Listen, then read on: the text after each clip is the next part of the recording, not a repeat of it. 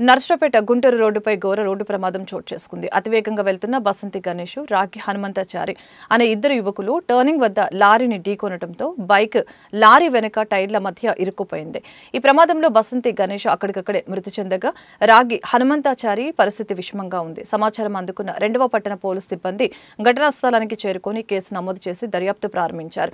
మృతులు గాయపడిన వారు ఇద్దరు కారంపూడి గ్రామానికి చెందిన వారిగా గుర్తించారు. అనంతరం 2వ పట్టణ సీఐ హైమారావు పర్యవేక్షణలో లారీలో ఇరుక్కున్న ద్విచక్ర వాహనాన్ని బయటకు తీశారు.